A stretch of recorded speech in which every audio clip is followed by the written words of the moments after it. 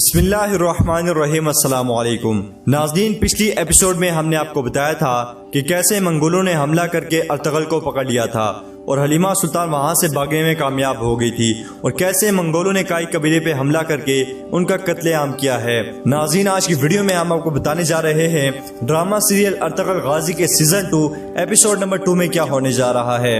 तो नाज़रीन, मेरा नाम है बिलाल और आप देख रहे हैं सोशल वर्ल्ड यूट्यूब चैनल। मजीद डिस्कस करने से पहले आप इस वीडियो को लाइक करें, चैनल को सब्सक्राइब करें और बेल आइकॉन पर लाजमी क्लिक करें और अपनी कीमती राय का इज़हार कमेंट बॉक्स में लाजमी करें। नाज़रीन, इस एपिसोड के शुरू में आप देखेंगे कि काई कबीला तबाह हालत में दुर्दरगा कबीले के पड़ाव में पहुंचता है, जो कि अर्तगल के मामू खुशनूद का कबीला है।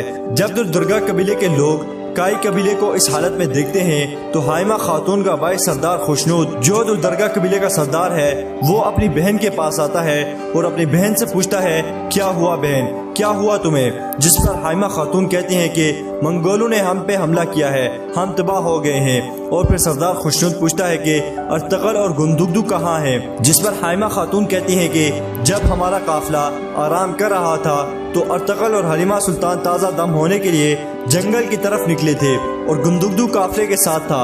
ये सब बहुत जल्दी हुआ है, कुछ पता नहीं कौन कत्ल हुआ है और कौन जिंदा है। नाज़रीन, इसी दौरान आप एक बहुत ही दर्दनाक सीन देखेंगे।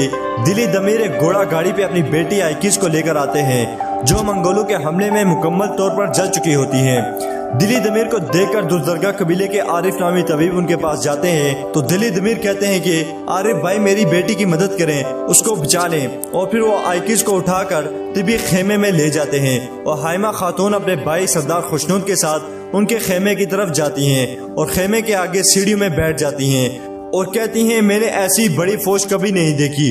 वो रोते हुए कहती हैं कि एक तरफ वो हमारे मर्दों पे हमला आवर थे और दूसरी तरफ हमारी औरतों और बच्चों पे हमले कर रहे थे।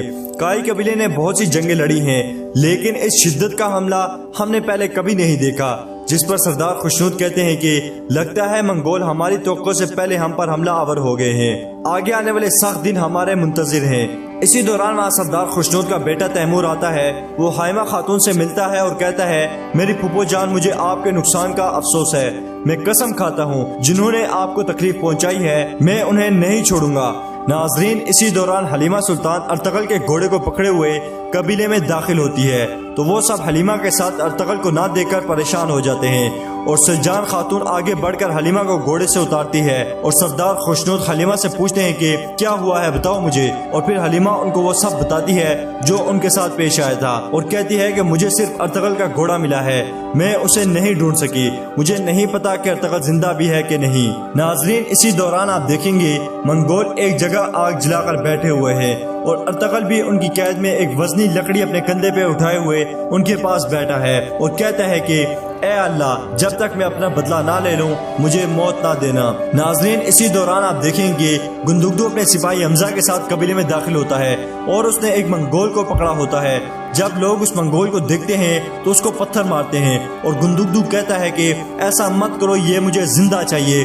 और फिर वो उस मंगोल को अपने सिपाही हमजा के हवाले करता है और कहता है कि हमजा, इस कुत्ते पर गहरी नजर रखो, हमें इसका मुंह खुलवाना है। इसके बाद वो अपनी माँ हाइमा खातून से मिलता है।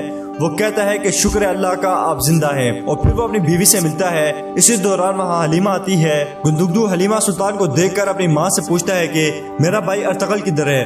हाइमा खातून कहती है कि अर्तगल का कुछ पता नहीं है, वो कहाँ है? हलीमा और अर्तगल पे हमला हुआ है।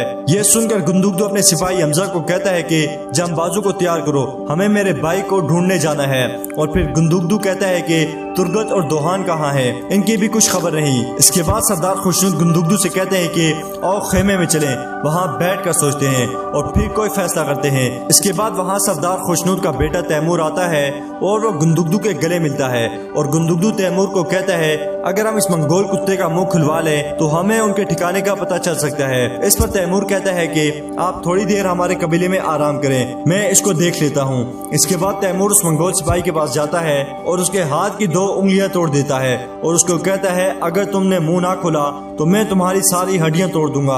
और फिर वो मंगोल सिपाही दर्द से बेहोश हो जाता है। तैमूर वहाँ खड़े एक सिपाही जाबिश नामी सिपाही को कहता है कि जब ये कुत्ता होश में आए तो मुझे बताना। और फिर तैमूर भी खेमे में चला जाता है और जाकर कहता है कि वो बेहोश हो गया है, जाने से पहले हमें उसका मुंह खुलवाना होगा।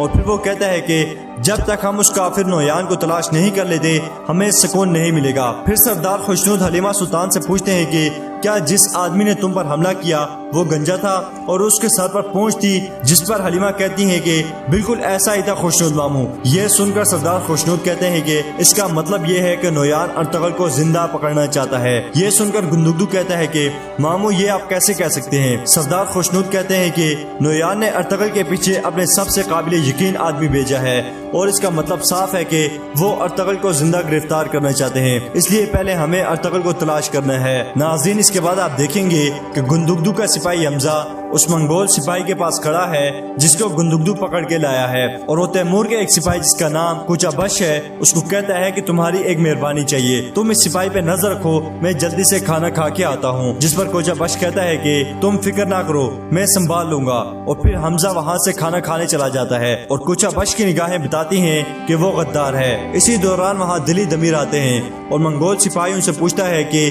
आप कौन है?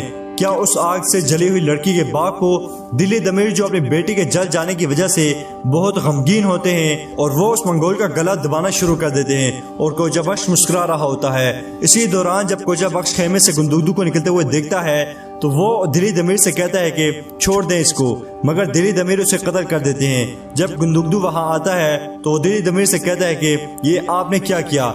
इसी दौरान वहां तुर्गत और दुहान आते हैं। तुर्गत घोड़े से उतरकर दिली दमीर से मिलता है और उनसे पूछता है कि आयकीज कहाँ है, मगर दिली दमीर उसको कोई जवाब नहीं देते। इसके बाद गुंदुगदू तुर्गत से कहता है कि तिबी खेमे में जाओ तुर्गत। और फिर वो दुहान से पूछता है कि दुहान क्या सूरत हाल है? जिस पर दुहान कहता है कि सूरत हाल खराब है भाई, हमारे बहुत लोग मारे गए हैं। और फिर गुंदुगदू कहता है कि हमें जल्दी से अर्तगल को तलाश करने जाना है। ये सुनकर दुहान कहता है कि क्या मेरे आका यहाँ नहीं है? जिस पर गुंदुगदू कहता है कि नहीं। ये सुनकर दुहान परेशान हो जाता है। नाज़रीन, इसी दौरान तुर्गत तिबी खेमे में जाता है और अपनी बीवी को जले हुए देखकर बहुत रोता है और कहता है मेरे अल्लाह मैं मर जाऊंगा।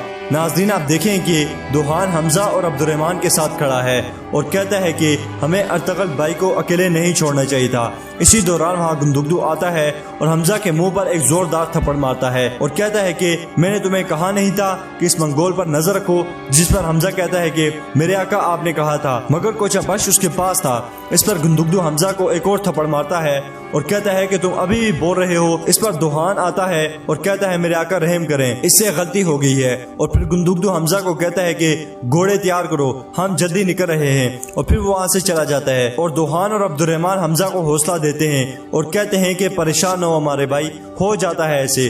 जिस पर हमजा कहता है कि मैं इस सलूक का मुस्तहिक नहीं था, बिल्कुल नहीं। मेरे आका गुंदुगदू को अपने चाहने वालों की कदर नहीं। और वो गमगीन होकर वहाँ से चला जाता है।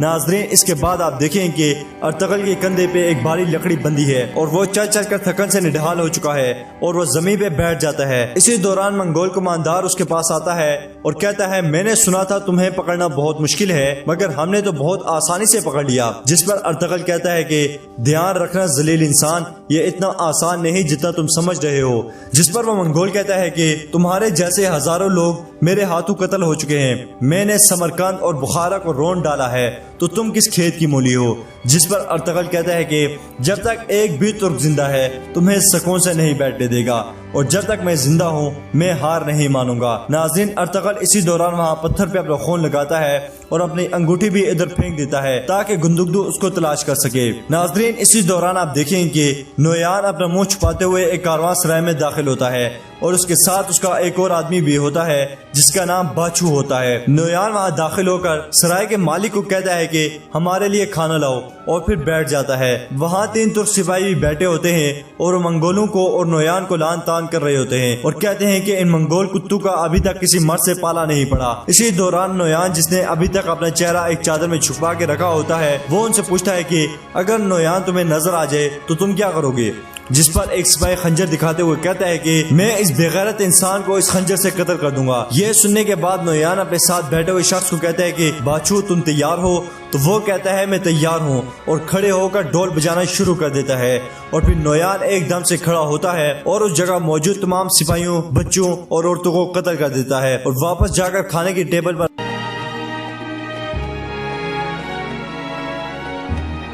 नाज़रीन, इस किस्म में आप एक अहम चीज देखेंगे कि रोशनी हलीमा सुल्तान के पास जाती है और उस पर तंज करते हुए कहती है कि ये बड़ा तकलीफ दे है ना, जिस पर हलीमा उसको कहती है कि तुम्हें किस चीज की बेचैनी है।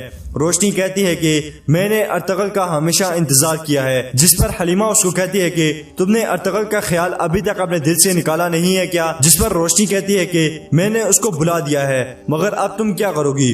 तो हलीमा कहती है कि अगर अर्तगल को कुछ हुआ तो मैं भी जिंदा नहीं रहूंगी, तुम्हें फिक्रमंद होने की जरूरत नहीं है। तो नाज़रीन, आज की वीडियो में बस इतना ही। उम्मीद करते हैं आपको ये वीडियो पसंद आई होगी।